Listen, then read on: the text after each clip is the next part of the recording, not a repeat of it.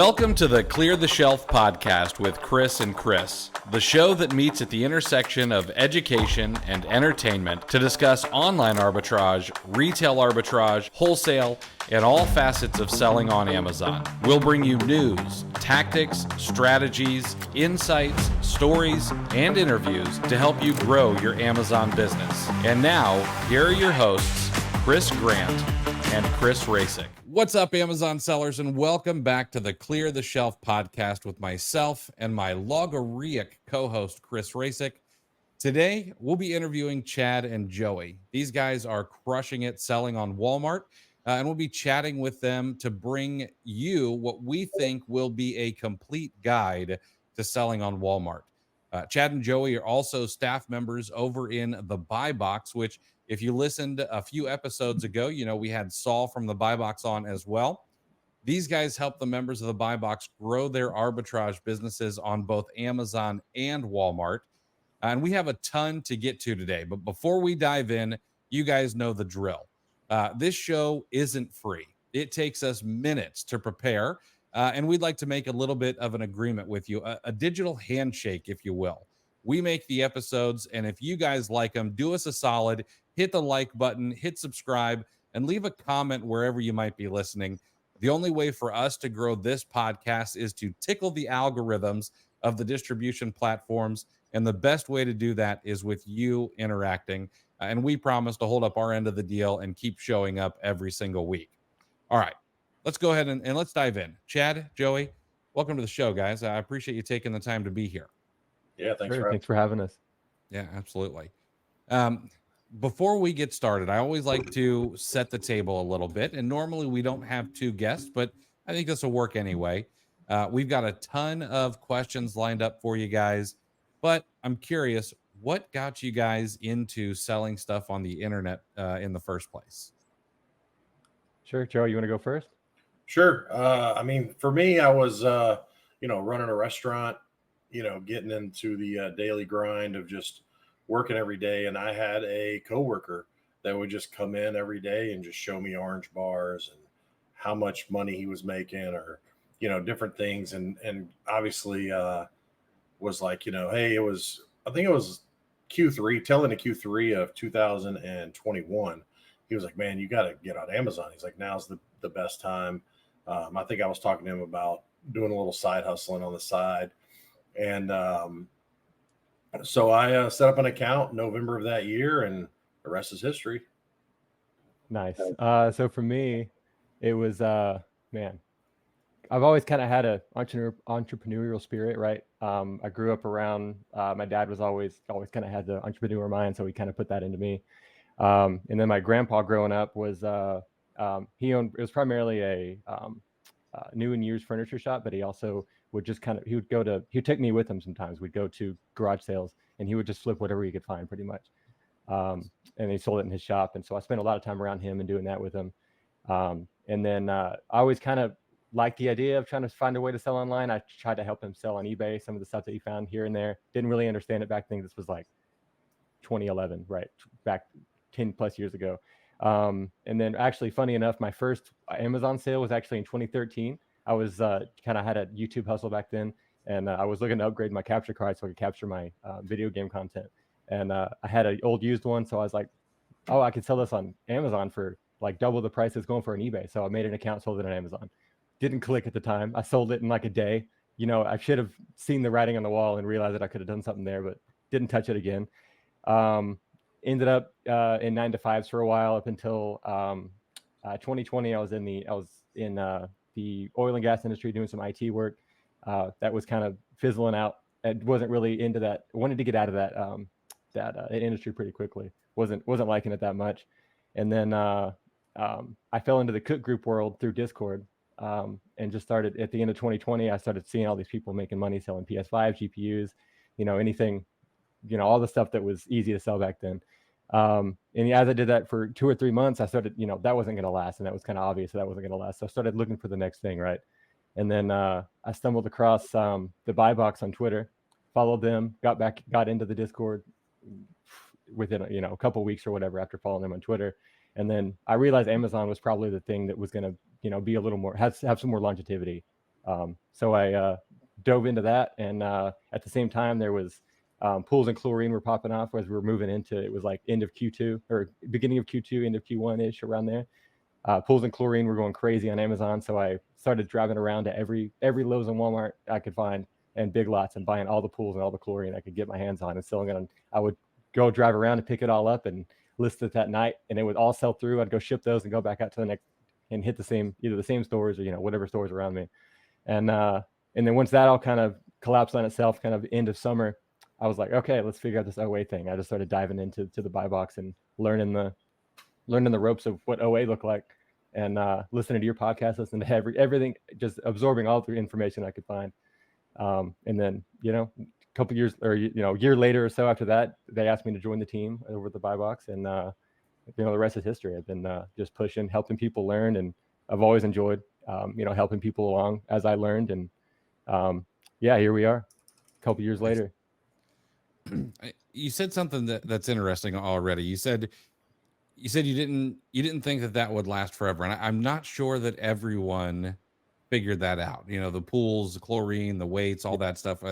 I think a lot of people were like, oh, well, this is just the way it's going to be for a while. What made you see that when I think a lot of other people maybe became disillusioned by that? I mean, some of it was just kind of the obvious, like the volume started dwindling a little bit, prices started coming down, more and more people were starting to do it. And just as the supply increased on things like PS5s and GPUs, it just started getting a little harder to do that. And I was having a blast doing this, right? More fun than I'd ever had in any 9-to-5. So I just wanted to figure out what was next for me. And after reading here and there a little bit about what Amazon, it kind of looked like the same thing I was doing anyway. But I was like, so you can buy almost anything from any retail store, and just it sounded crazy to me. So I just kept learning about it. But yeah, just to answer that question, like, I don't know what, outside of like just the obvious, numbers were going down a little bit, and I just like wanted to figure out what was next, because I wanted to keep doing this. Didn't want it to be kind of a short-term thing. Nice. All right. Well, let's start diving into the questions. We've set this up to hopefully kind of take people through a journey, like, how to get started, all of that stuff, to, having a thriving Walmart account like you guys. So I am curious, what initially attracted you guys to the Walmart marketplace, when you guys know how to crush it on Amazon. So, what makes you go, what, let's add in another sales channel? I'll let you go first on this one. Yeah, I mean, I think for me, it was necessity. I got deactivated in January. I got an IP complaint, shut my account down. Traditional story where, coming out of Q4, I'm pumping inventory in. I think was in the middle of a big RA run. I had 1,500 units stranded. I got deactivated the day before I was supposed to get a big payout from Q4. And I was stuck. I was like, okay, I definitely don't want to go back to work. And I had confidence I was going to get my account back, but it was like, what do you do? I can't just sit on my hands while I'm submitting receipts and action plans and things like that. I still got bills to pay. I still got a family to feed. So I immediately I was in the middle of a Kohl's run, obviously big Kohl's clearance guy. And I was looking at all of my inventory that was just sitting on my couch. And I was like, I really should take all this back. I don't know how I'm going to pay my rent. I had money, but I wasn't like freaking out. But in my mind, I'm thinking worst case scenario. What happens if I never get my account back? I need to save everything. And then I was just like, well, I have a Walmart account. I had set it up in November to do some stuff in Q4, and just got overwhelmed being in Q4 on Amazon, doing heavy FBM. So I think in that one day I listed 125, like everything I had, I listed it on Walmart, and I cross-listed everything on eBay. And I was like, let's just see what happens. And once I got my account back, my Amazon account back, it took me, I think, like 8 days to get my account back. And I think one of the things that stuck with me the most from my first OA challenge was diversification. So, you talked a lot about never putting more than 10% of your capital into one brand or one ASIN, or, however you needed to diversify your business to mitigate your losses, right? Well, in my mind, I need to do the same thing with my e-commerce business as a whole. So it was, okay, how do we diversify and do some stuff on eBay so we have an income stream? How do we do and grow more on Walmart so we have another income stream? And obviously, how do we keep pushing Amazon? Because at the time, that's paying all of our bills, that's funding the capital that we need to grow Walmart and eBay, so forth and so on. And that was really where a lot of time was spent kind of researching the marketplace, seeing what was going well, talking to other sellers that were on the marketplace that had been on there for a while, that were doing well. I think Q1 of this past year they were just coming off their first seller summit. So there wasn't a lot of information out there. There really still isn't. So a lot of trial and error. Hey, Amazon sellers, are you tired of juggling multiple tools to manage your FBA business? Well, say goodbye to the chaos and hello to Boxum, the all-in-one software that streamlines your shipments, inventory, and profitability tracking in just a few clicks. With Boxum, you'll cut your shipment time in half, gain real-time insights into your business, and keep your inventory under control, all from one simple, intuitive dashboard. Don't waste time. Try Boxum today and take your Amazon FBA game to the next level. Check it out over at cleartheshelf.com/Boxum and start your 14-day free trial now. Yeah, and then for me, it's kind of the same story. I actually opened my Walmart account in 2022, just, kind of the same thing. I was just looking for some diversification. I've seen people doing kind of OA and RA on eBay, and it was like, I should probably be in all these platforms at some level just to kind of play all the cards. And then that mostly just became from 2022 to end of last year. That was mostly just a place for me to throw my death pile, right? I would list stuff out of my death pile in there. It would sell.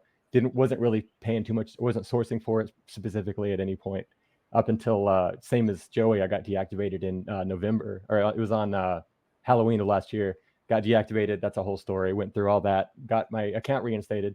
I was like, okay, I think it's time to take all my eggs out of one basket. I was, pushing into Amazon for so hard for like a couple of years, and kind of saw, what I was risking by doing that and being so aggressive on one platform. So I started pushing into, figuring out how do we source for Walmart? What tools are out there for me to do this OA thing on Walmart, and just started learning how to source on there, and then started doing test buys after test buy. Once I realized, we don't have Keepa charts to just look at and say, oh, this is a banger, I'll just buy 100 of these. We don't really know what's going to sell until you start just testing, right? I'm sure we'll get into that later, but it's all about your own data, and lots of testing. So I just started pushing into Walmart, and the more I did it, the more I realized, like, my margin's higher over there, and it just makes sense to use that as a diversification. And I probably have my business is probably split, doing about 20 to 30% now of my revenues over on Walmart now, and I'd like to push that to 50-60%, pushing into next year. Probably, I'm sure this Q4 will be crazy for Walmart, but yeah, like, moving forward, I would love to get it closer to 50-50, so that I'm not relying on that crapshoot of when you might get the next Section 3, or all those issues that come along with Amazon. Mm-hmm. How do you guys think that the opportunity or the market size compares to Amazon right now? So I just came back from the seller summit. Obviously, they gave us a lot of data, a lot of metrics.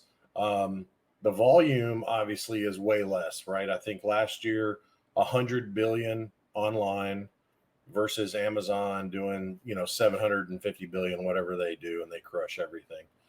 But the big thing is Walmart is up 30% in a row, 4 quarters in a row, and double digit 10% plus in the North American marketplace alone, 6 quarters in a row.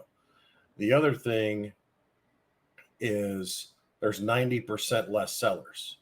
So Amazon, I think, has something like 2 million, right? Walmart has less than 200,000, I think, at the last total. I know they did an increase of 35% sellers in this Q1. So I know the number is growing rapidly, probably a little bit more faster than they anticipated. But I think the growth opportunity is going to be there in the long run. Walmart has still had, I think, third-party sellers since I think 2009. So I think the growth opportunity is there. Not only talking about as they grow as a concept, but the fact that they have the logistical reach to go from Asia all over the world. So I think do I think they're ever going to match Amazon online volume? I don't think so. But what's it going to take Amazon to go from 750 million to 850 million versus Walmart to go from 100 billion to 500 billion? So I think the opportunity is going to be there. Nice. That's a unique opportunity, because bigger gains are easier when you're smaller. It's very, very tough for Amazon to have the same numbered growth as Walmart would have. But that's unique opportunities to kind of compare marketplace growth and seller growth, because you could have rapid expansion of the marketplace and still have ample opportunities within the third-party seller community. So that's interesting. I want to go back to, and you both, there were some parallels between both of you. So I want to pose this question to both of you.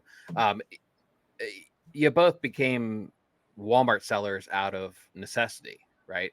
And I'm curious to kind of tie that back into your background, because you're both full-time, correct? Right. Yes. Yeah. So Joey, I'll start with you. You were very public about your deactivation. And that was, I appreciate you being as open as you were on Twitter.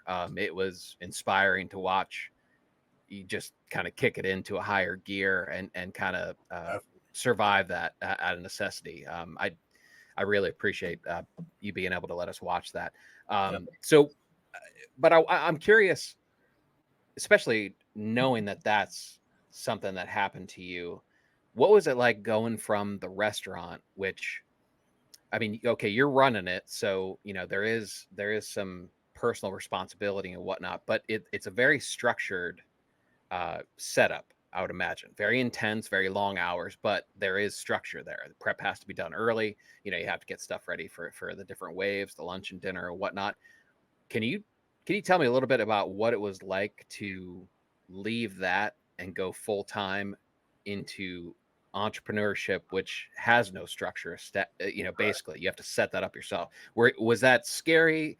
Did you think your background kind of made that a little bit easier for you? Can you talk about that a little bit? Sure. So obviously, I think the biggest challenge was going from managing a 10,000 plus square foot building with a staff of 150 to managing yourself is a challenge. I think we always used to talk about how in business, it's always easier to manage one level up, right? It's easier for you to manage your supervisor because you know how you want to be treated, you know how you want to be managed. So I think, and then obviously I think the bigger thing was I did not have a plan in place because it wasn't my choice to leave, right? So I got fired. They found out I was doing Amazon. They felt it was a conflict of interest. So when it happened, I got extremely lucky that I had not spent any of the profits that I had made the first 11 months, because I went from 0 to 11 months when I got let go. So I had all of my profit in the bank, thankfully. I listened to Chris, he was like, don't spend your money, that kind of thing. So it was a fine balance of, am I going to do this full time, or am I going to throw a resume out there and go back to work? And I hadn't put a resume together in 15 years. So, I was talking to my family and they were like, well, you've been running large businesses for other people for so long, I'm pretty sure it's time you bet on yourself. And I was in my, I'm in my mid 40s now. So I was, 42, never not had a job. So I think the biggest thing was the lack of interaction. So I think one of the things that, I learned and from Chris in the first OA challenge was just network. So luckily I had been networking throughout that time and had a lot of good people and great people around me, still do, that provide help and provide insight. So I think the biggest challenge is obviously there's no structure. You have to provide that for yourself. But coming from a background with a lot of structure, I was able to kind of see, okay, well, I do RA, so I know that the store's open at this time, they close at this time. So that's one part of my structure. Like I need to source while the stores are open, right? I'm not doing online stuff. I can't really do that at 5 o'clock in the morning. So, can I be at this store at 6 a.m. because they open early? Can I be at this store by 8 a.m. they open and this store opens at 10, so forth and so on. So I think you start with the structure that you can control or that's controlled for you. And then you just kind of build out your own, people ask me all the time, hey, oh, don't know what happened there. We still got the audio. Oh, okay. So There you go. People ask me all the time, how do you go from such structure to lack of structure? But I think you just have to create your own structure. Yeah, and then that could be tough. Before I'm Chad, I'm going to pose the same question to you, but Joey, real quick, how accurate is the bear on FX? Is that realistic or is that fiction? I think parts of it are very realistic. I think if you want a more accurate representation, watch Waiting. Sadly, that's way more accurate. Yeah. Yes.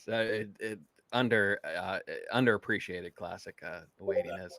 All right, Chad. So same question to you. You mentioned, and I want to ask you the same question because you mentioned that there were 9 to 5s.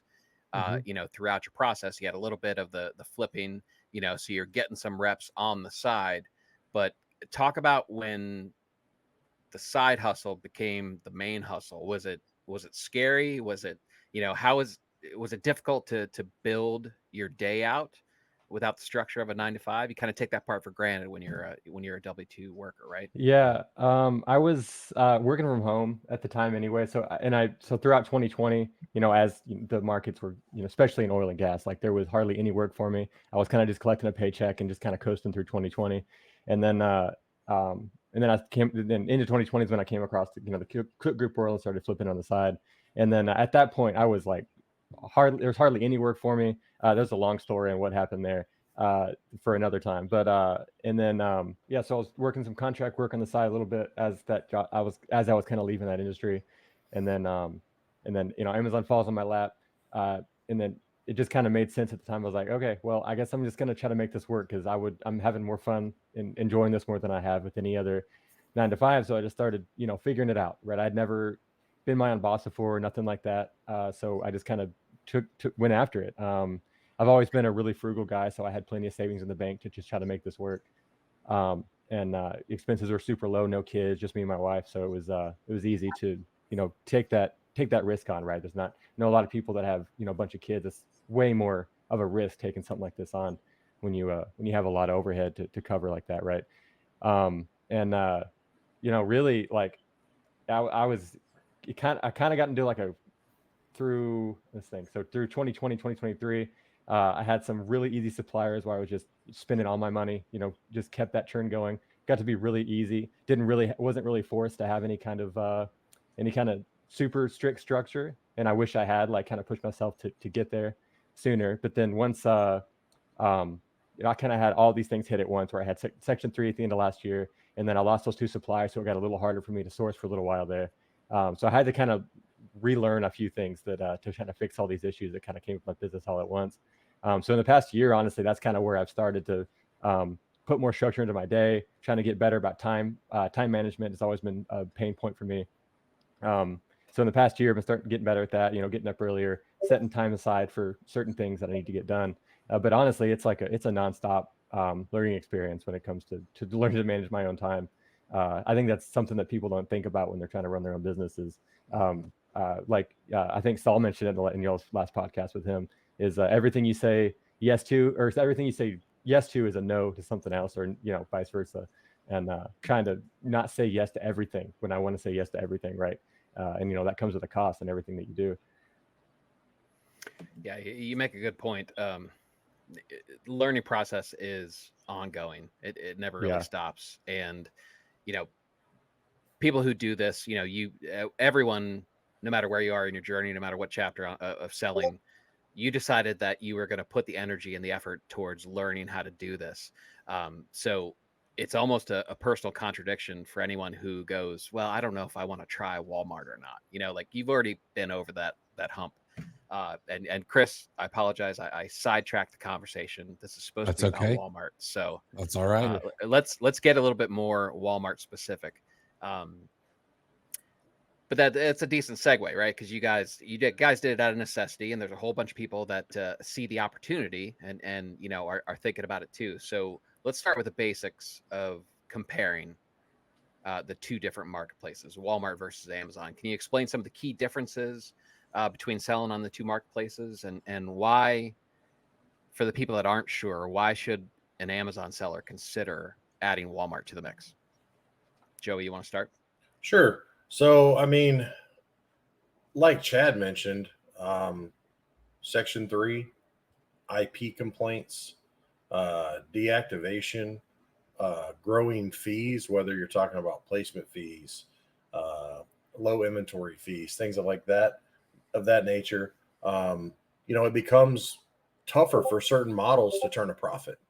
If you're OA straight to a prep center, or you're doing wholesale and your margins are already limited, a lot of these things can be a detriment to your business and be a challenge for you to turn a profit. So I think the other thing too is, I missed out on the pools and the chlorine and all the craziness of COVID with Amazon. So I think some of it too is like, we kind of joke that Walmart's the wild, wild west right now. So I think being a part of something from not necessarily the ground up, but as they struggle to grow and kind of find their place in the online space, and as they grow, I think the opportunity to grow with them is huge. So I think those are the big whys for me. Diversification is the biggest thing. As far as the differences, I mean, obviously the biggest thing is Walmart doesn't share any data, right? All sales estimates, no matter where you get them from, are guesses. They've built some algorithm that they think that, okay, the number of reviews here versus the reviews on Amazon versus the selling on Amazon versus the Keepa data is going to generate you X number of sales per month. I've seen that be so far off in both directions that it's pretty funny sometimes. I've seen, like Chad said, your data is the only data you need to trust. The other thing too is it's super easy to ungate brands on Walmart. I've got ungated on over 20 brands with a Walmart receipt. And I got ungated in Lego with 2 Legos. I didn't have to buy 10 or 50 or 100. Now, we're still very early in the Walmart space, so those things might change. But the earlier you get in, obviously, there's more benefits later down the road when it becomes more challenging or certain brands become hard gated, so to speak. And then there's obviously a lot less restrictions on certain brands. If you've always wanted to sell Levi's or Dockers or LOL, there's so many brands that are restricted on Amazon that are not restricted on Walmart. So those would be kind of, my top reasons. Chad, what about you? What do you see as the key differences, and what is it that should draw the Amazon seller over to Walmart? Yeah, that kind of echo Joey. The biggest thing is that lack of data, right? It's so easy to just go look at a Keepa chart and you can get a feel for, once you kind of got it down, you can get a feel for what a listing is going to do in minutes, right? It's not the same case at all, and that's kind of a it's a positive, it's a pro and a con, right? you're not going to see listings get piled on. You know, you've seen those offer counts shoot from, 5 to 100 overnight. That doesn't happen on Walmart because people don't have the guts to jump on listings like that. So there's so not having that data can actually help us in some ways when we do lock down a listing and we find, something that's a killer winner, right? That we can jump on there, and people aren't really going to follow like they do on Amazon because they don't have the tools to find those listings easily, or they just don't trust that the data is there. And just the lack of sellers, like we talked about earlier, there's just not as many sellers over there. So it makes it a lot easier to the longevity of a specific listing, right? And then as Joey was saying, the fees the fee structures are so much more simple. You don't have placement fees, and the storage fees are similar but not quite. I don't think they're quite as expensive as Amazon. And then, like I was saying, your margin over there just ends up higher because of that. Another draw for me, what I love about there can be some issues. So listing creation, when you're actually sending products into Walmart, you don't have to put in box content. You don't have to tell them, this many units in this box, this many. You just throw a shipment together, throw them in your boxes, and tell them the size of the boxes. They don't care what boxes and what. You don't really even get shipment splits. So mostly everything goes to one fulfillment center. They don't have the same like 25-inch box limitations. So you can use almost any box and just send it out. I've sent in 80, 90-pound boxes before to Walmart. And didn't have an issue. Trailer door, they'll take it. I think they're limited 156 inches. So it's all sorts of things like that. That makes the thing that I've liked the most is the simplicity. Outside of some errors you'll come across when you're kind of creating listings, but the simplicity of the platform right now is a pro and a con in itself. Have they talked about releasing tools and things like that to make things a little bit easier, maybe in the way of even just BSR, which I know that's something that Walmart has had in the past, like a very small scale, and then it seems to disappear. Any news on that? Yeah, go ahead, Joey. You might have some. Well, I was going to say, so you can see a traditional BSR within Seller Center, or you used to be able to on their growth opportunity page. The problem is they don't have a way to separate online sales from in-store sales from what I've seen. So just because something has a really good rank doesn't mean that it's going to sell, because it might be, like milk, obviously it's only going to sell in store. But on the reverse of it, if you're selling something that, say, is not on Walmart, or they don't offer it in store, it might have a really bad rank. So unfortunately, no, they did roll out a seller's app, but it is more just Seller Center for your phone. Like, there's no scanning feature. There's no, there's an order notification feature, I think, which some people like. But it's currently in test. It's in beta. It's only for iPhone users. I think they just added the second round, but the feedback that I've gotten was that as far as other tools, they haven't really spoke about it. I mean, the things that they rolled out at the summit were more so multi-channel fulfillment, international marketplaces. They have a big collectibles push. They're putting a collectibles category out with, whether it's graded PSA, Pokemon cards or whatever. They're also rolling out a refurbished category. I think it's called Resold at Walmart, where they're going to also roll out a serial number match program for items that you enroll in that. So if you are selling a refurbished calculator or something, as long as the serial number is on the outside of the box, they'll match it when they sell it at WFS, and then they'll make sure that it matches on the return, so it'll avoid getting returned the wrong item. And then they also rolled out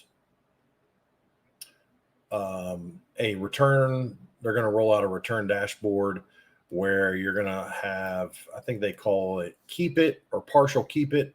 So you can let the customer keep an item if the return label is going to cost you more than it's worth, that kind of thing. So not a lot of tools.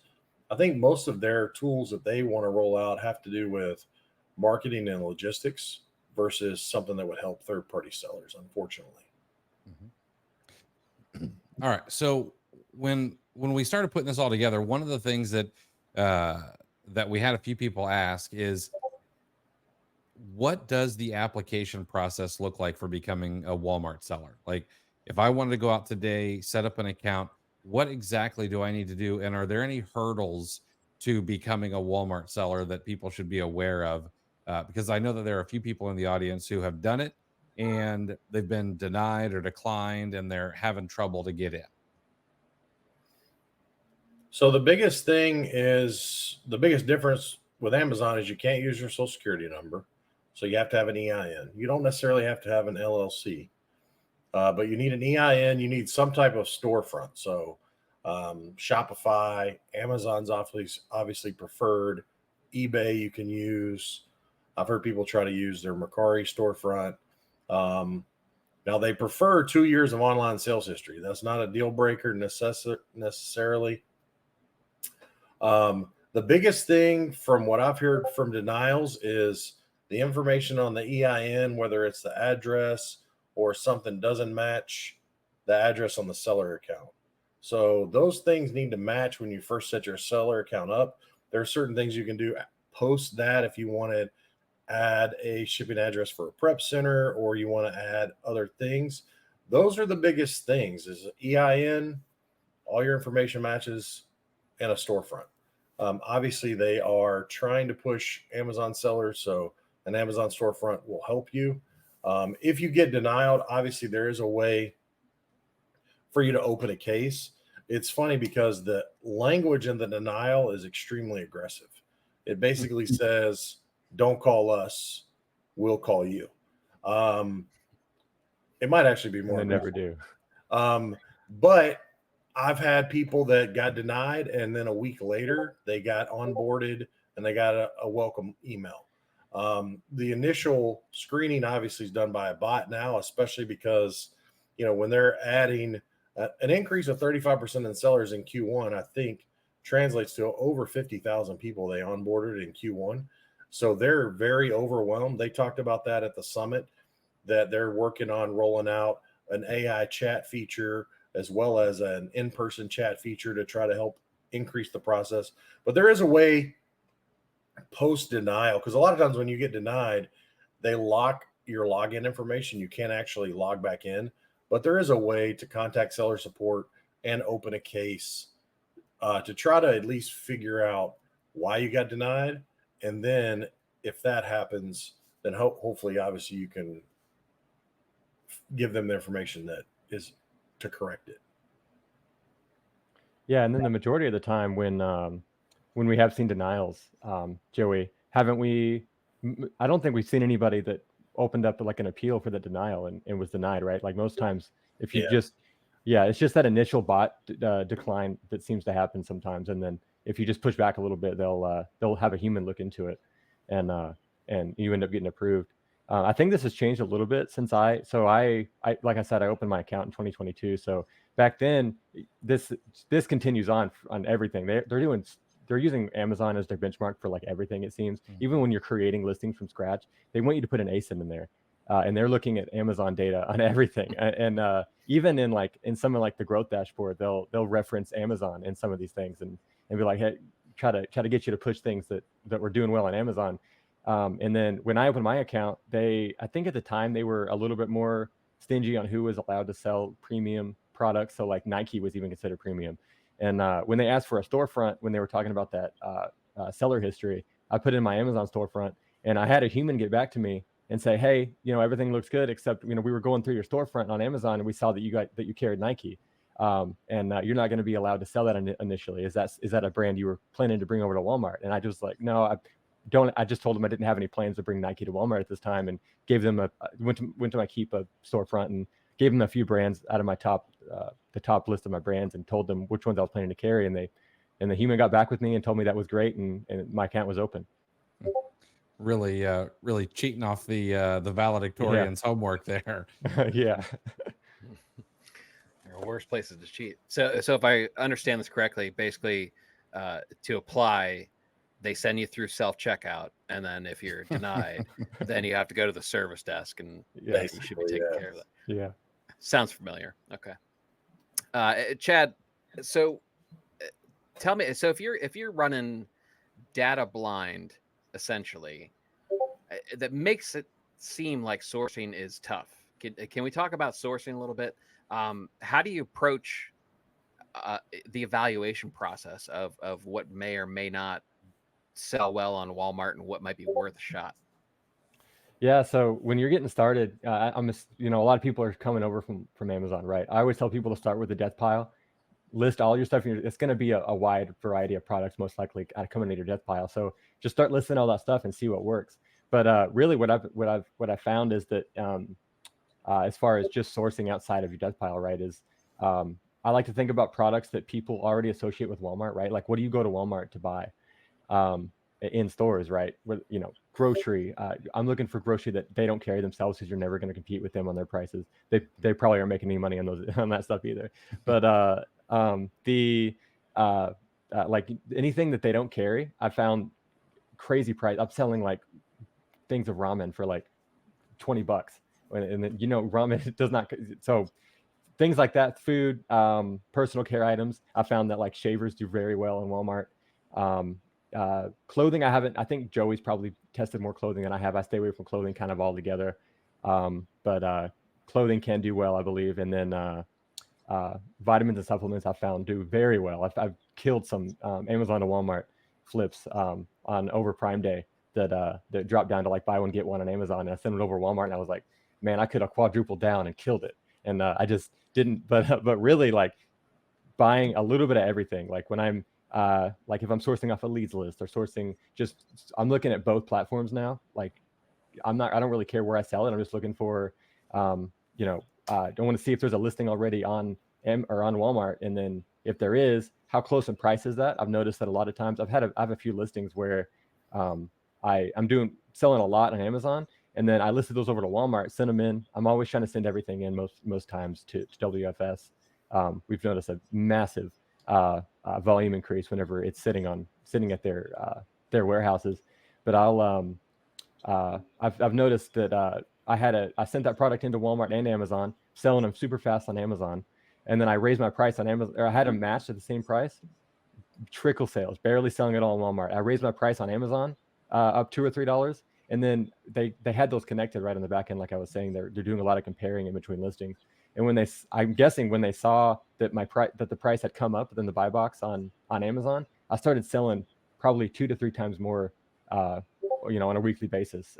Once they saw that I was priced better on Walmart than I was on Amazon. So it seems like the thing they value the most right now is that, this isn't a guaranteed rule for everything, right? Because there are times when I can sell stuff much higher on Walmart, but it seems like when it comes to volume, they're looking for you to beat Amazon's price. So if I can find a situation where, since we're paying less fees anyway, you can afford to lower your price on Walmart and be a little higher on Amazon, and you're making the same or better margin on Walmart, even though it's lower. Just depending on how you play those fees, right? And yeah, that's really just like going super wide. I like to go I'll buy even less than my normal test buys would be for Amazon. 3 to 5 units is probably enough to just see what happens with that type of product. And then I've noticed the more, this helps a ton, especially if you're gonna go in the wholesale route and you have a whole catalog of the same kind of products you're carrying. If you go into your growth dashboard, they'll give you a list of growth opportunities and say, here's a bunch of stuff that's in your categories that you're selling that are doing well on Walmart right now. We recommend that you stock these items, and they basically just feed you a list of leads right there. So if you can find a way to source those, you're most likely going to see similar volume to what you're selling already. Interesting. Now, you mentioned Amazon to Walmart flips. How frequently are you coming across those kind of things, and is that a large part of your strategy? It grows over time. It kind of flip flops too. So like right now, when I'm looking at Flip Alert, for example, I'm seeing we've got the Walmart price that comes through on there as well now. So anytime that it catches the Walmart price, I'm going to check that anyway.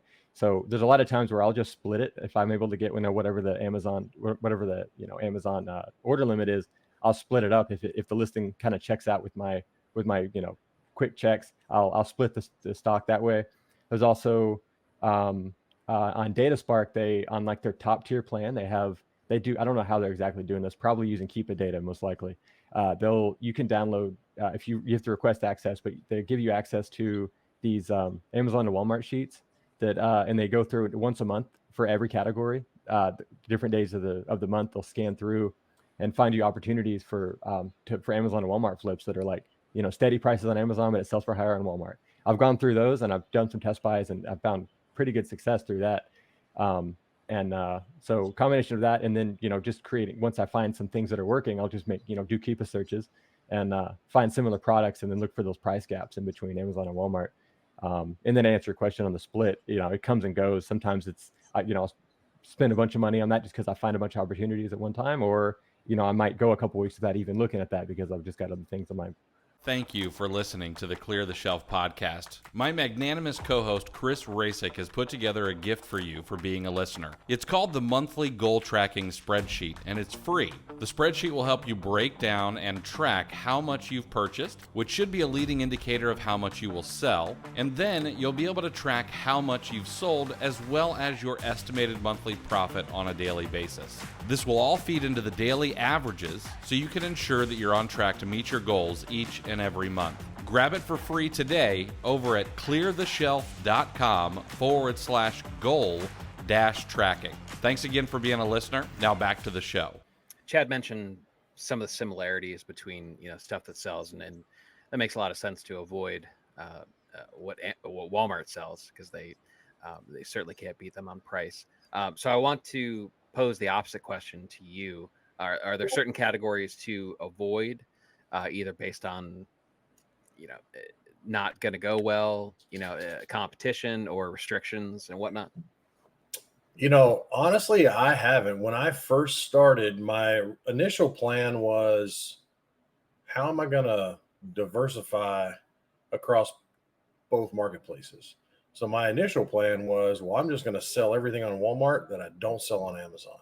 That way it's easier to source, it's easier to ship. I already know, okay, this. So when I started, I was doing a lot of toys, I was doing a lot of personal care, I was doing a lot of clothing, things like that. And I've found that as long as you go through the process of validating, you know, the reviews, the data that you do have available to you, you know, are there third-party sellers, that kind of thing. I sell everything. You know, one thing that I will say is a little cheat, like if they ask you for the ASIN, don't put it in, because a lot of reason they do that is they want to be, Walmart wants to be the lowest price, right? But certain things are lower, or, you know, I sell for higher. So when they're asking you to include the ASIN, they're trying to price match you against Amazon. So don't put the ASIN in, especially if you want to sell it for higher. But no, I think the biggest thing with Walmart is, as far as what to avoid, is just Walmart brands, because you can't sell them. So like Hart is their tool brand. I think On with 2 N's is their electronic brand, things like that. But I've had success in a lot of categories. I think you're going to see a lot of movement in items under $15. That's just Walmart. But I will say that I would say almost 20%, if not more, of my orders are multi-unit. So that's the other thing with doing test buys, where I took my test buys on certain categories or certain items from like 3 to 5 to 10, because I might buy 3 of something, but then somebody buys 3 of them. So I can't really gauge movement. So I've increased my test buys to like 5 to 10 for that purpose. But yeah, I mean, I would say, especially doing RA, I mean, just go in the store, walk in the store, scan the clearance aisles, go to the regular aisles. If you're not hitting the regular aisles, you're doing yourself a disservice. I can tell you that I currently have probably at least 10% of my catalog are items that I pay full price in Walmart, and I sell for triple on Walmart.com. At least 10% out of 800 SKUs. So there's money to be made everywhere. You just got to take the time. it's a skill set. You know, the more repetition, the more knowledge you're going to be, and your knowledge is the best knowledge that you're going to have with Walmart. That's interesting. You said 10% of them are things you're paying full price for, and just in the regular aisles. How, since your guys' moat, since the moat on Walmart right now really is a lack of data, how many of the products are you guys seeing that are having very steady pricing? You guys are able to sell them, over and over again.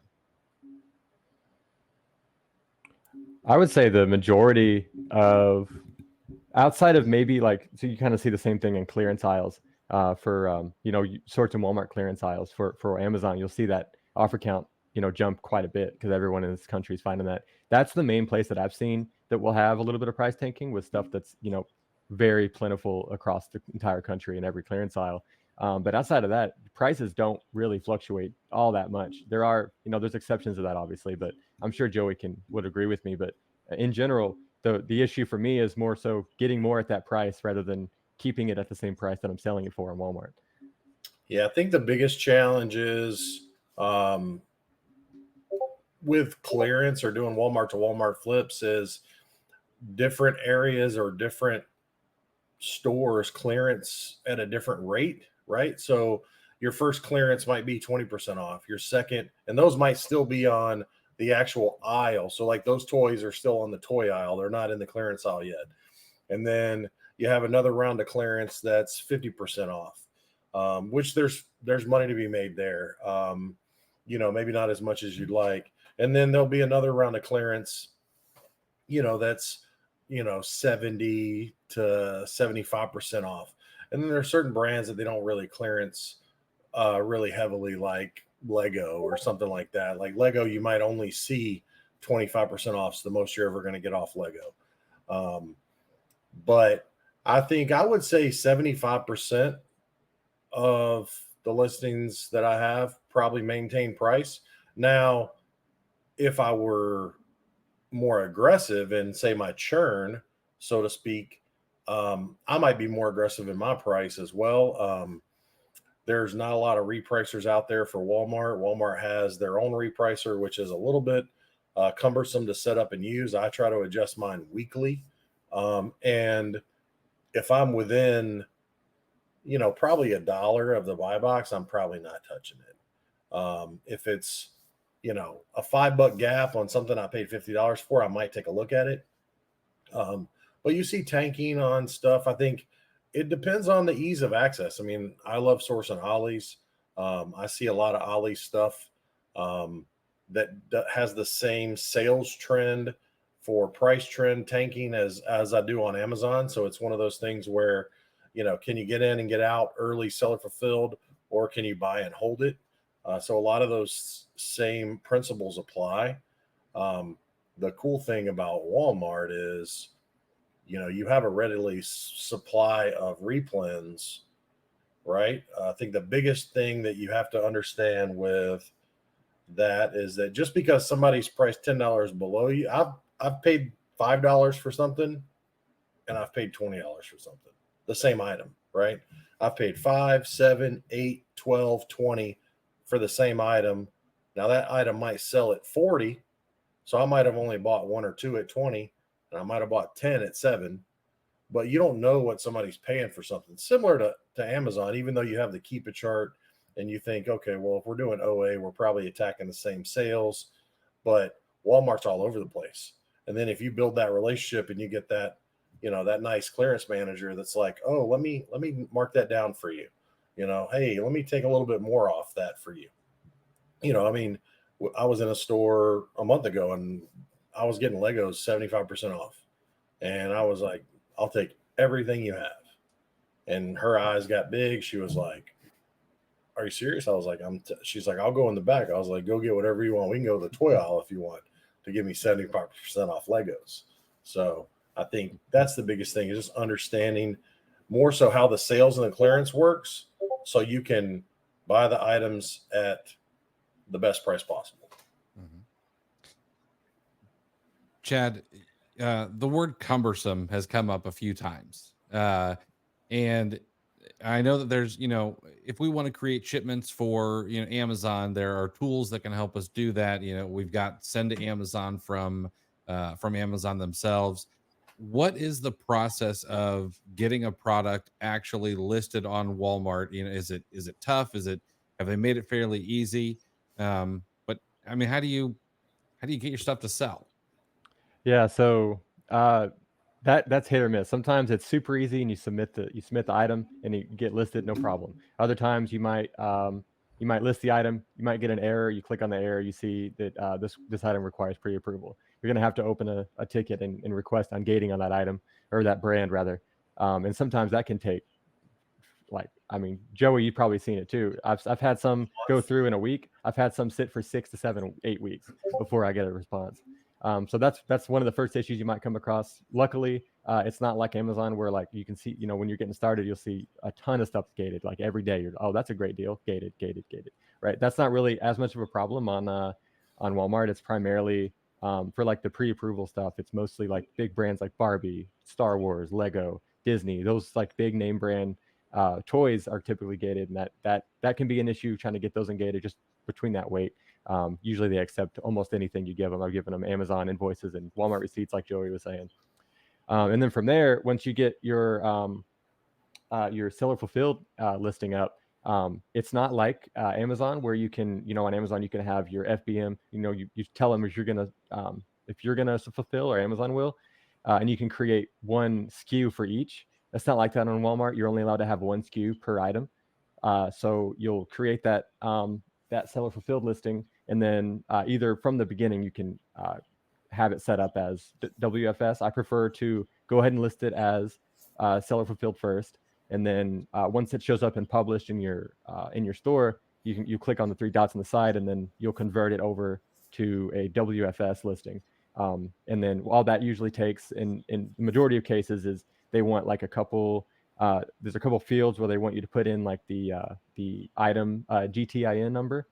You put that in a couple fields, and then they want your the dimensions for the product. So in most cases, I'm highlighting the UPC on that listing and opening it in SellerAmp and pulling over the Amazon dimensions, so I don't have to go measure it myself or anything. So I'm just pulling that right over from Amazon. And then they ask like a couple questions, like regional restrictions, that in most cases just going to be none. So there's only like maybe 3 or 4 questions they ask you to get that converted.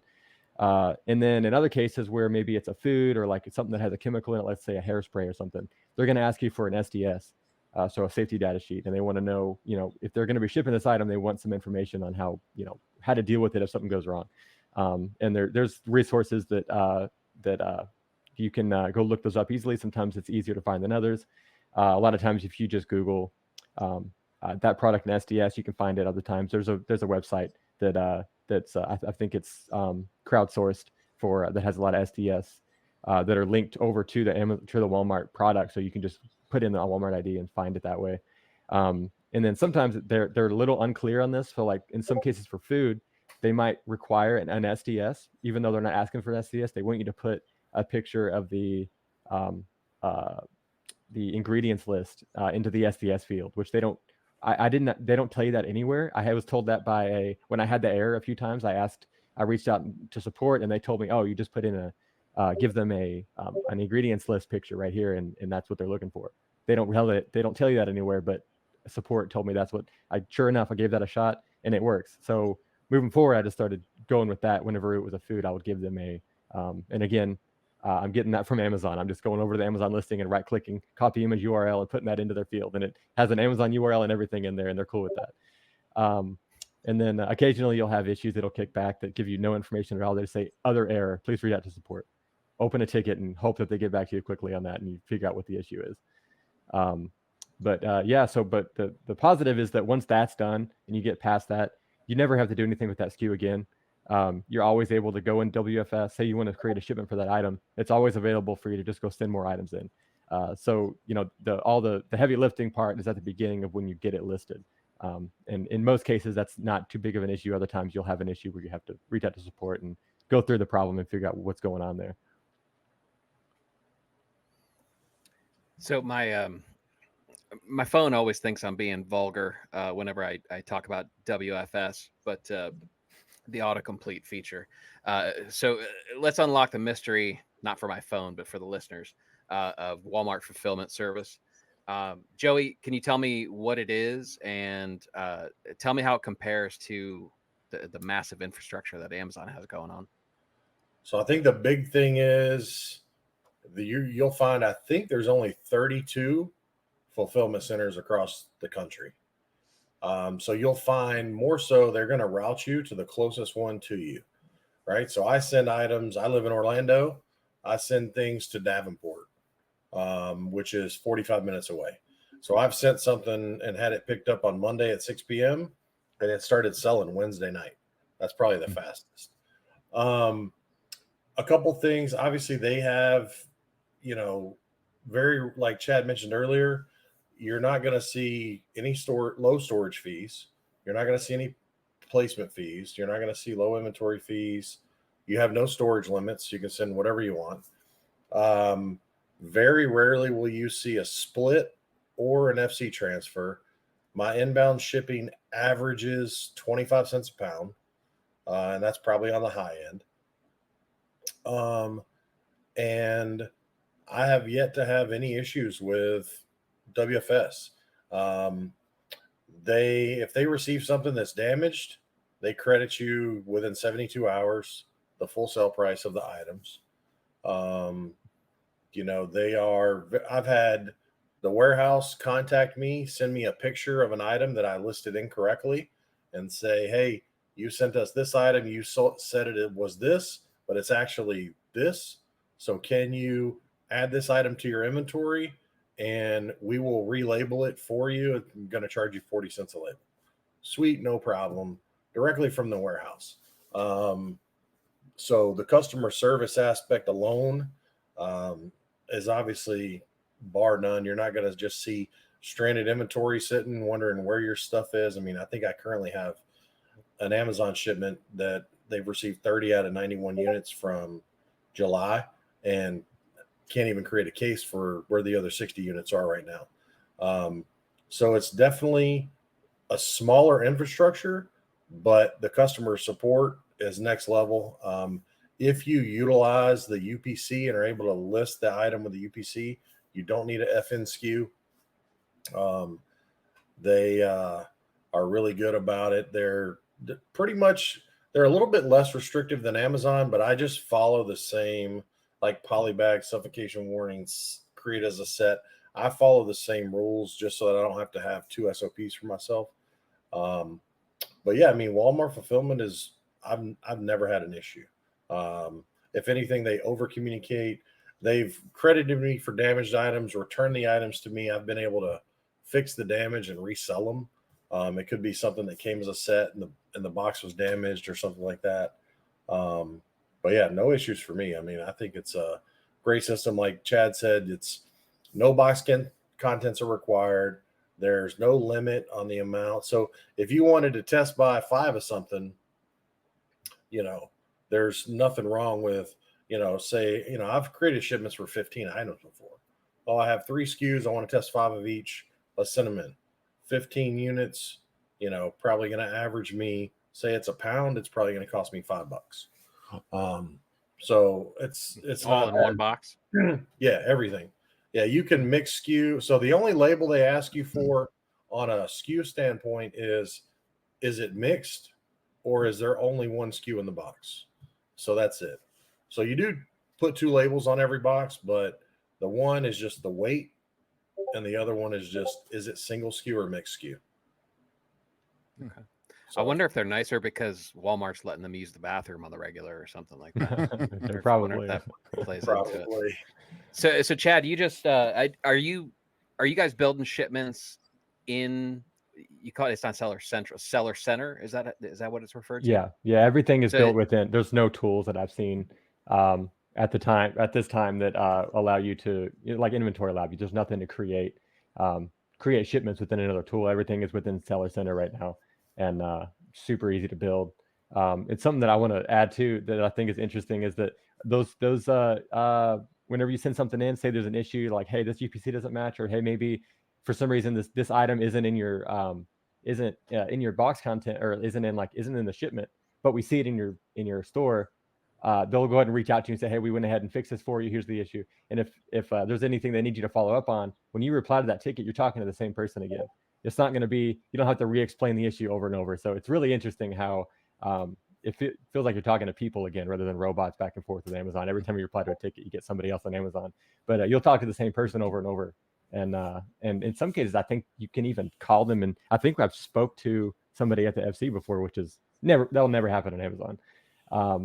But I don't even know if they're doing that anymore. That was a while back. But yeah, it's interesting how that kind of the benefit, like I was saying, the pros and cons of being smaller is one of the benefits is that they have the time and the means to reach out to sellers and actually help you resolve issues rather than, just send it back to the seller. We'll deal with it, have them deal with it later, like Amazon, right? What makes you guys choose to fulfill the order yourself? Is there any point where you're like, you know what, I do want to hold on to this, or are you guys pushing everything to WFS? So for me, I think one thing that we haven't touched on the most is like the Walmart shopping app is probably my number one tool for Walmart, right? You just open it up, hook up to the Wi-Fi and put in-store mode, because the biggest thing is there's so many times where Walmart changes their price and doesn't change the sticker. So you really need to know how much you're paying, right? So whether you scan with Martyr or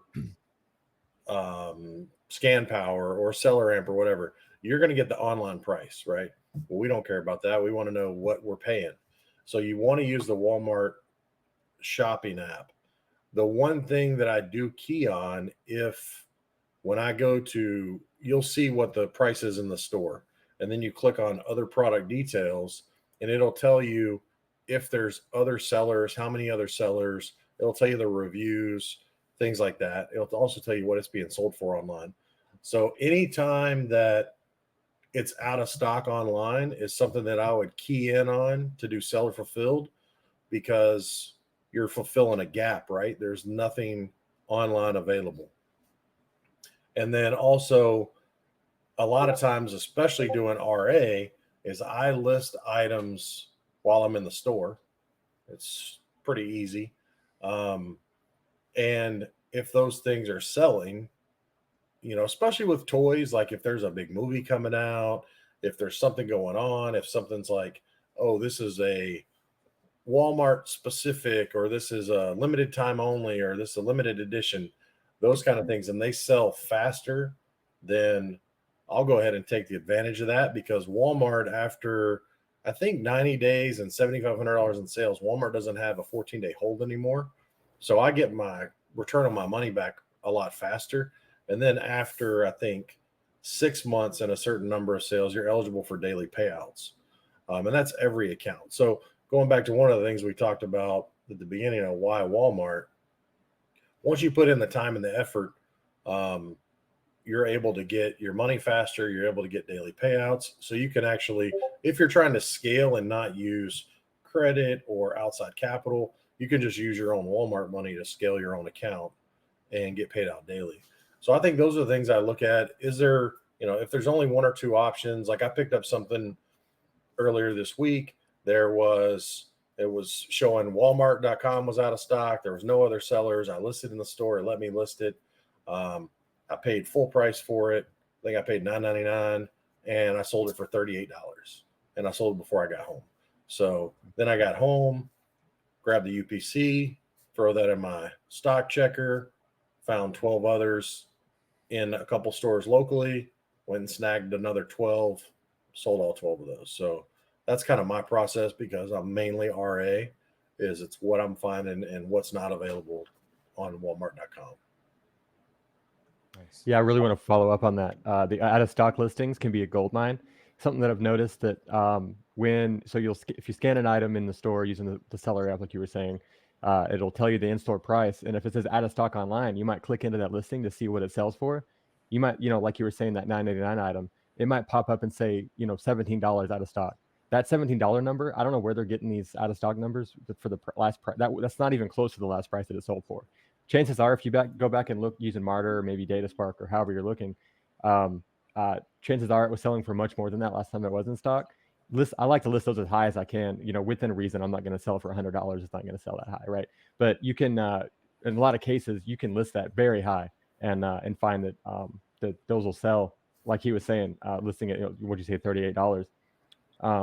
I think a lot of people are probably passing on things like that because they might click into it and see, oh, this isn't profitable to buy at 9 and sell it at 17. When in reality, it probably sold out much higher than that, or you can probably just list it anyway much higher than that. Well, the other thing too is I think a lot of people, and you can say it's judgment or what. A lot of people just don't think of Walmart as a place that you're going to go and spend $100 for one item, but it's just like when you get into selling shoes, you don't know what you don't know, right? I sell just as much ladies apparel as I do men's apparel. I don't know anything about ladies apparel, so you really have to test buy everything.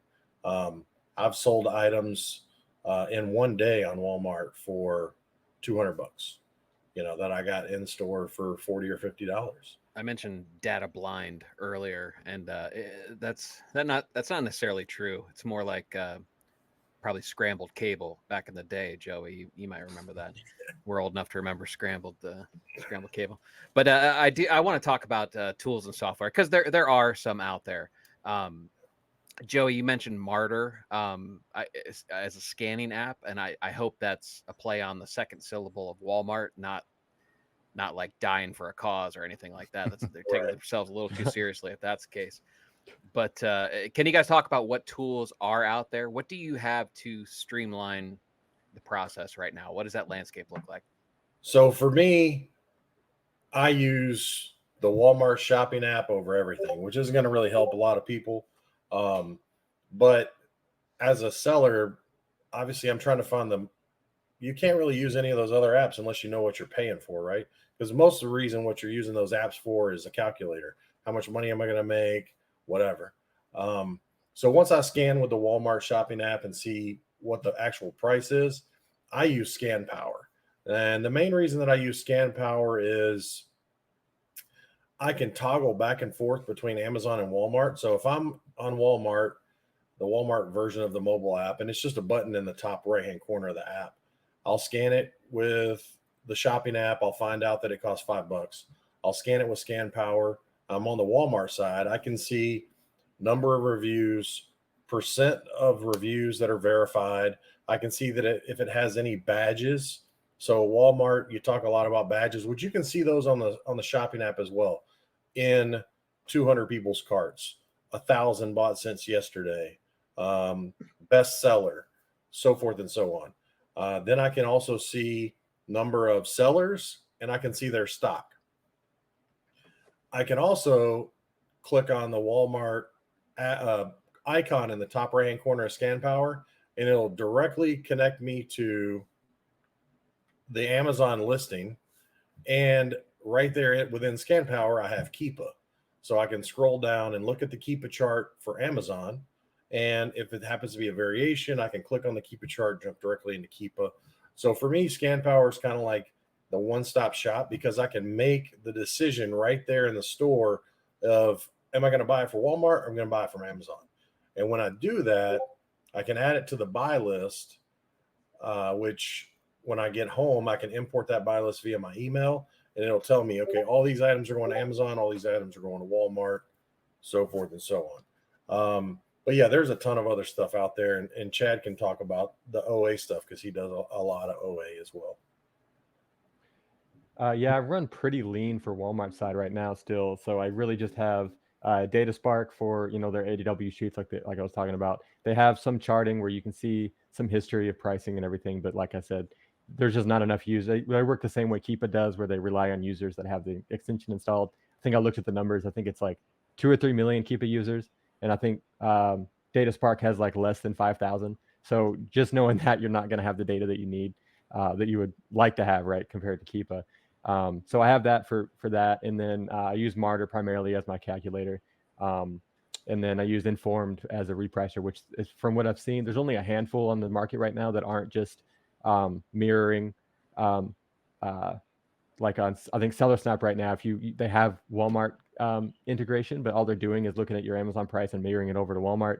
It's not a great way to do that right now. I think the way that came from was that there used to be a rule on Amazon that they said if you're selling the same product across the different platforms, they wanted you to mirror the price.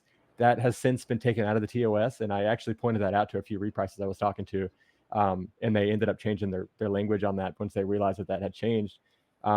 But Informed was one of the only ones that I was familiar with that I saw that they are actually repricing, competitively against other sellers on the listings.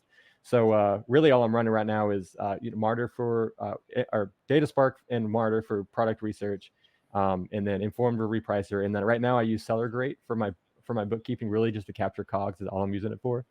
And there's a few other options that I'm planning on having my to-do list for this month to look into, like metrics, I think is one, and then Profit Cyclops I just learned about at Amazon United a couple weeks ago. They gave me kind of a breakdown on what they do, and if they can meet all the promises they were talking about with me, it looks like a great option. So looking into a couple more, because Martyr's not, or I'm sorry, SellerGrate leaves a lot to be desired as far as what it can do for you. But yeah, and then like Joey was saying, if you're doing RA, you really can't beat, especially if you're in a Walmart store buying for Walmart to Walmart flips, you can't beat that seller app, right, or the customer app right now, the buying app. So like he was saying, you might see a sticker that says this was marked down to 20. You'll scan it with the app. It's actually $8 now. You're not going to get that data from anywhere else but that app. So it's really like you got to use that for that reason right now. It's also just way faster than Martyr when it comes to scanning individual items to see stuff quickly. And then once I see something that kind of makes sense to look at closer, I'll use Martyr to look at that, to break the numbers down, see the badges quicker, see the other sellers on the listing, see their stock and all that stuff to try to do my quicker, the rest of my product research on that product. Interesting. Do you some of these names, Chris, like Martyr, Prophet Cyclops? Is there like a Joan of Mart? Has that been taken? Yeah. Is this like a lack of domain names or something? Next, like these are some weird ones. Chad, is there any advantage in having Informed, or is it basically moot because the vast majority is manual right now of sellers on the marketplace? Yeah, I think there's definitely I don't think the majority are using reprices at all right now, because like Joey was saying, the built-in one right now in Walmart is kind of a pain to use. You have to download a blank spreadsheet every time and then fill it out with all your SKUs and then type. There's not really a way to, I guess if you could keep like a running spreadsheet for all your items, but you'd have to make sure you add everything to them and adjust pricing on everything. So nothing is updating in real time since it's just a spreadsheet. So I just did not want to deal with that. Trying to get out of, I don't want to add more admin work to my business than I already have. Which is what Walmart has done, is added a ton of admin work on my side. So I just tried to find what I could use. And it's also a benefit that right now I have my Walmart, I'm using Informed for my Amazon side as well. So it just made sense to me to have it all in the same place. So when I'm going through repricing, I'm looking at both stores all in one list, right? So it made a lot of sense. I'm sure that there's a couple more on the market I'm planning on looking at. I just haven't had the time to dive into yet. But yeah, I think if you're on the market for a repricer for one or the other or both, then it definitely makes sense to check out Informed right now, since they are repricing both platforms independently.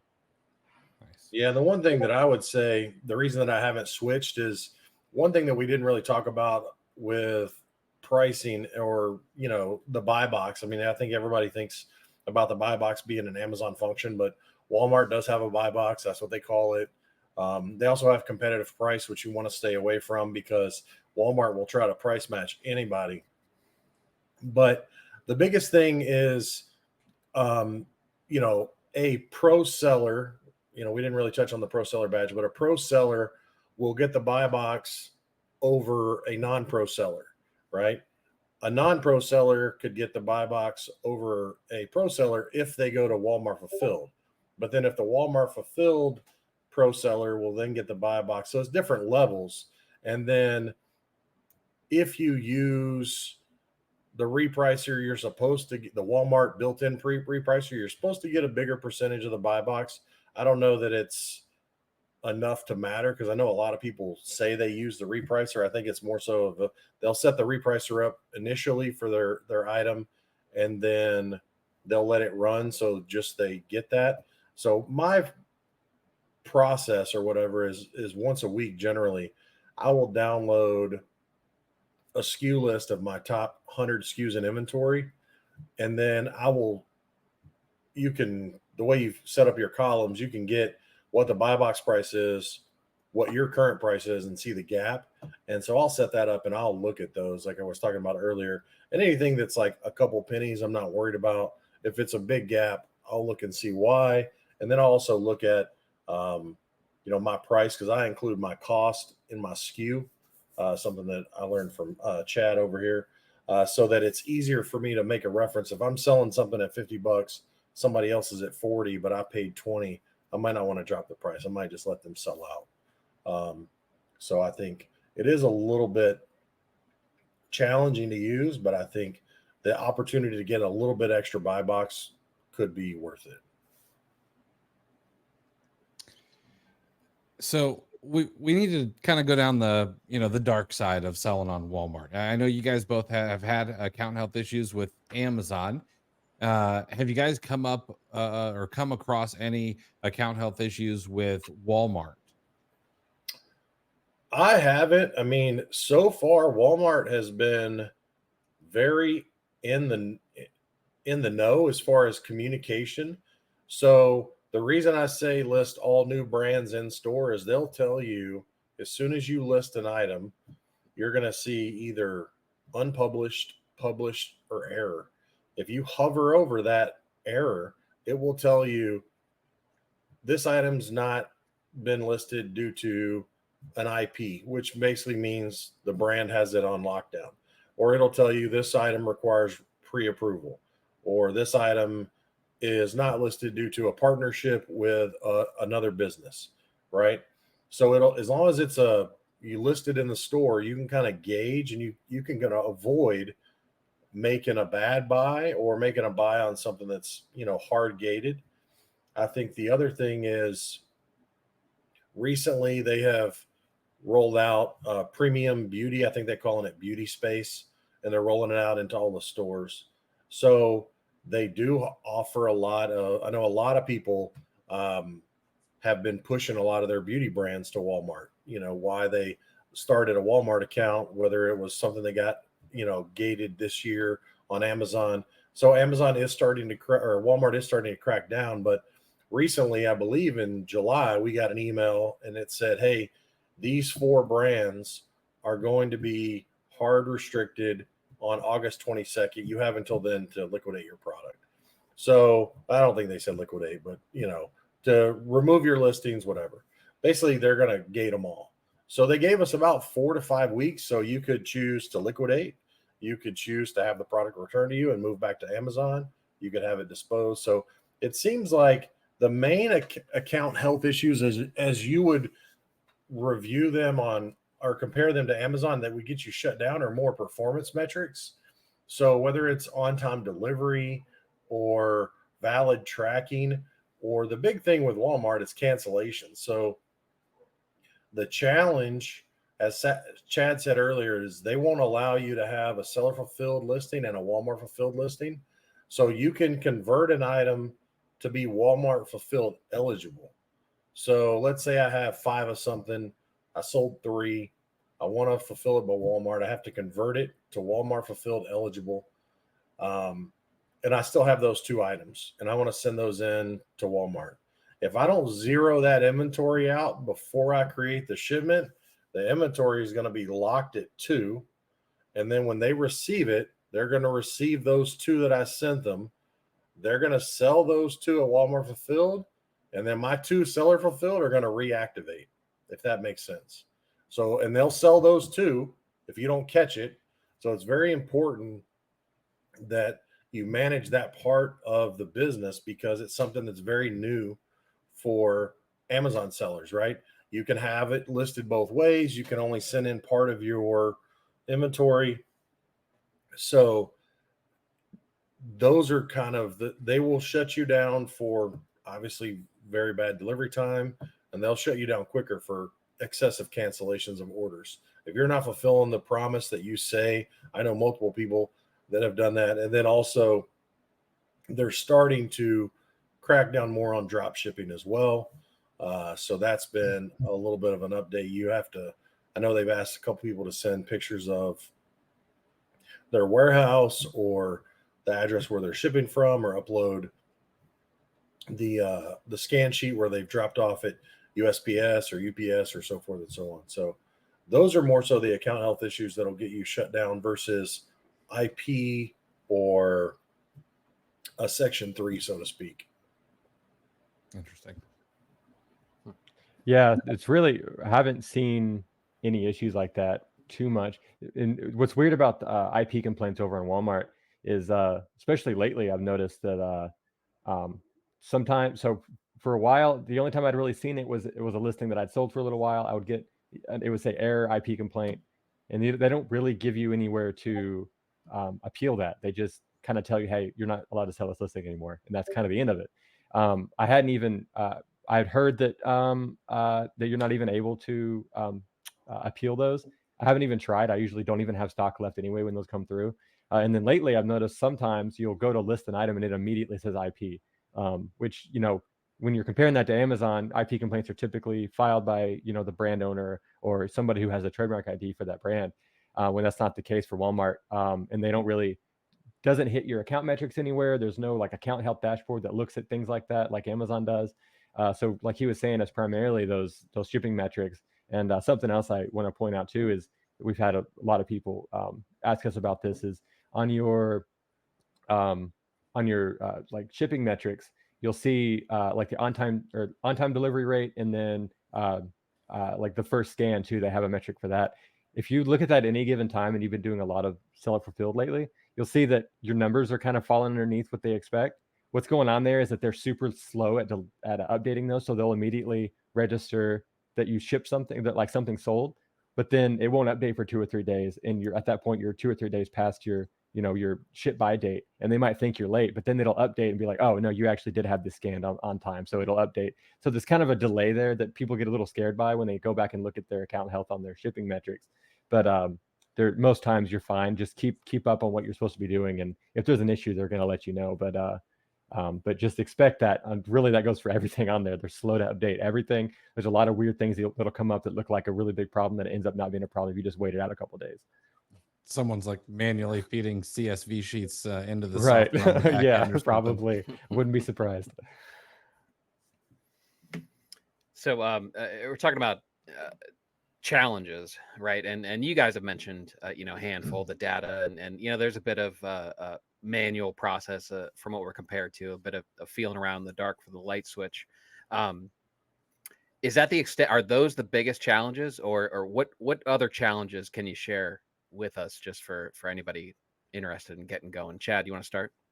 Yeah, honestly, I think we've kind of covered that. Like the biggest challenges are just learning how to source, since you don't have a lot of data to go off of. And then just lots of testing is how you get around those. Is how you're gonna overcome those challenges, is just keep testing and you know, deal with issues as they come up, and try not to get overwhelmed by, you know, all these new things that you're trying to figure out on the platform. Joey, do you concur?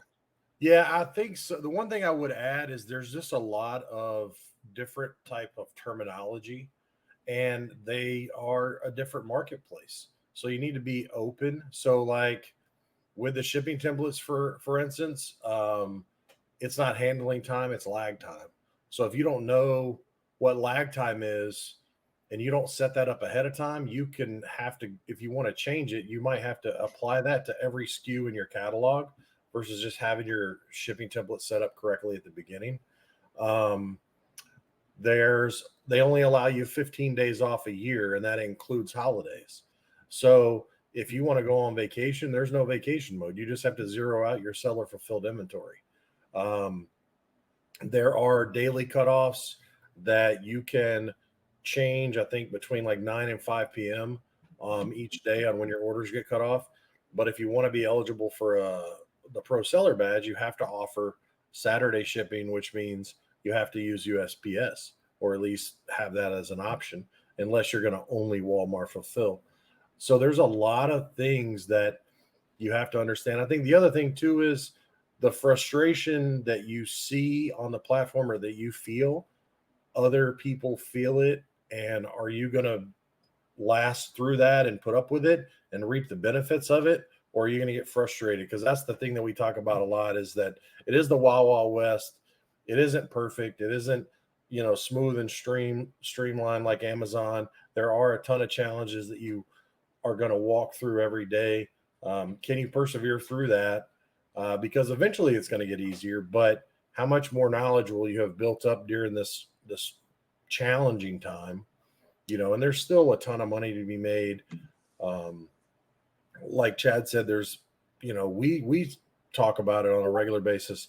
I think 4 to 8% more net profit, maybe margin overall, where you can find, obviously there is a lot less volume, but there's also a lot less competition. So I think those are the biggest challenges, just understanding that it's going to be a challenge. It's going to be difficult. It's not, there's going to be days where everything goes right.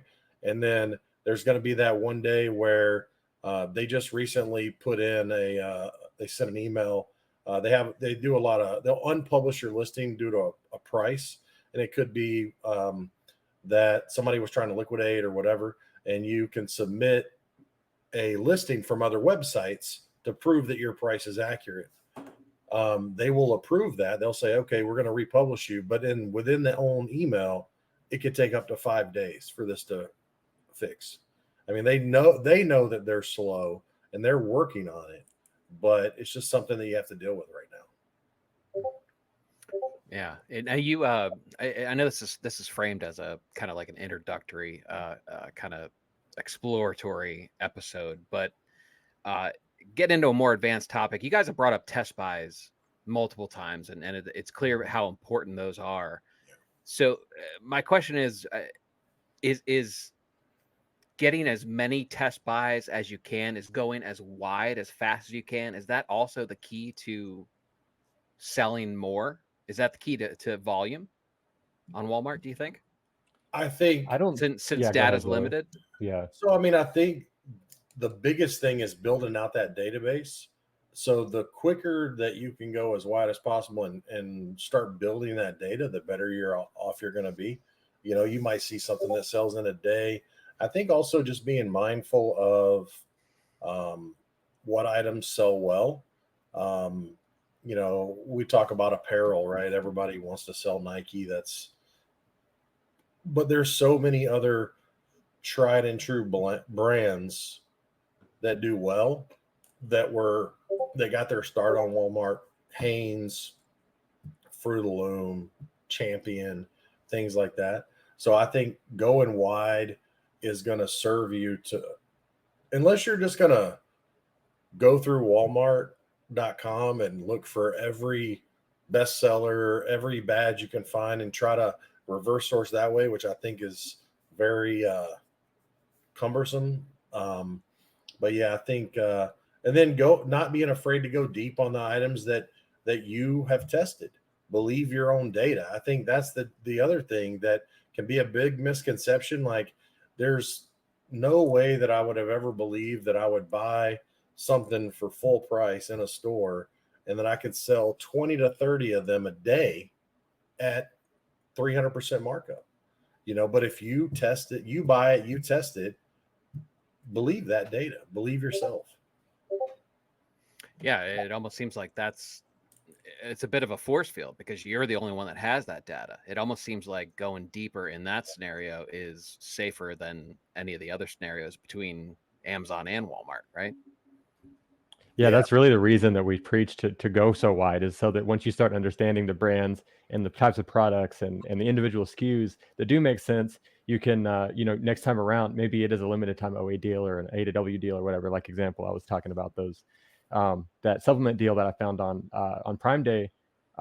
When those, I had already tested that brand a little bit on Walmart and I knew the volume was there. So I wasn't afraid. If I hadn't done that, I probably wouldn't have gone as deep as I did. And now even though I did go deeper, I still wish I went, tripled, quadrupled down. But the reason you're going wide is to figure out what is going to work for you rather than, I don't think by any means do you have to go wide to continue to push the revenue numbers you're looking for, right? We were talking about how the marketplace is much smaller. Just because that's the case doesn't mean there aren't SKUs that you can do, 10,000 profit a month on. that's absolutely there. Those SKUs exist. It's just a matter of finding them. Since we can't just sort by Keepa and find those easily, it's just a matter of going wide until you find those, right? That's not like you definitely don't have to go wide forever. Eventually you're gonna have locked down some SKUs that do very well, and you don't have to go as wide moving forward. It's just getting going. Start getting that traction. It helps a lot to go wide and start building that data like we've been parroting. Yeah, and once you build that data, like that's a good opportunity to throw it in your Keepa tracker. Set up a price alert, where you can start using some data that is available to you. I don't know who it was, but one of you guys just got a delivery. Yeah. So there's obviously a ton of people who they want to get started on Walmart, and maybe they haven't taken the leap yet, or they're looking for the right push. If you could just break it down and give a newer seller maybe one or two pieces of advice as they start getting onto Walmart, or what maybe some mistakes are that they could absolutely avoid from day one, what are those pieces of advice? Chad, do you want to go first? Yeah, I would say, like I said, start with that. Start using it as your death pile machine, right? Start getting those out of the way, and then, man, as far as mistakes, I'd say just to avoid, simple stuff like at the when you're opening your account, try to make sure that info's right. It can be a pain to try to reach out to somebody in some cases to get that appeal to go through if you come across an issue like that. So make sure that's all right. Make sure it's all in order. Make sure things like go ahead and set up an LLC, right? If you're going to take this seriously, go ahead and set up a business. There's no reason not to. It's more, don't create headaches for yourself down the road. Don't push that off to later. For example, when I first started, I opened my LLC, ended up not liking the name I chose, and it kind of just created some confusion because of the way I worded it. So I changed my LLC name later, created a bunch of headaches for me later. So make sure you got all your, you're using, you have an LLC set up, and make sure that info's all right. And then give them your Amazon store when they ask for that, and then but really, Joey, can you think of anything that, like, as far as mistakes to avoid? Like, there's not a lot you can. Yeah, I think the biggest thing is just to list in the store to make sure you don't want to buy something and get an IP complaint, or not a complaint, but a notification that it's an IP driven item and you're not going to be able to sell it. Then you either have after to you buy it, So list all new brands in store, and that'll be able to give you a gauge of like, hey, I can sell it. Maybe if you're just starting out and you find out you need to get ungated, you're okay buying 2 of those. You might not want to buy 10, right? Or you might want to be able to find something that's a little bit cheaper. Got ungated and with Amazon invoices, so you might be able to go find something on Amazon.com for cheaper and get an invoice. But yeah, I think the biggest thing too is just don't be afraid to ask questions, whether you're DMing us on Twitter or you're in a group already. We talk about network all the time. I think Chad and I this year have bounced so many ideas off of each other when it comes to Walmart, and then not only that, but also how to push both platforms at the same time with the same initial capital reinvestment, without having to go out and get loans or whatnot. But Walmart's starting to come along. I know they're starting to offer their own capital, and it's almost ridiculous, the price. I know a buddy of mine recently got a $9,000 Walmart loan for a $135 fee. That was it. Like, they're just pushing the platform. They want sellers. I think that's the other thing too is, you got to be willing to be consistent with the platform. It's going to take time to learn. I just started in January, so we're not even 9 months in. So that's the big thing. Just don't get frustrated. Yeah. Or when you do, don't quit. That's the big thing. Just don't quit. Yeah. Expect frustration and get through it. Joe, you mentioned you went to the conference.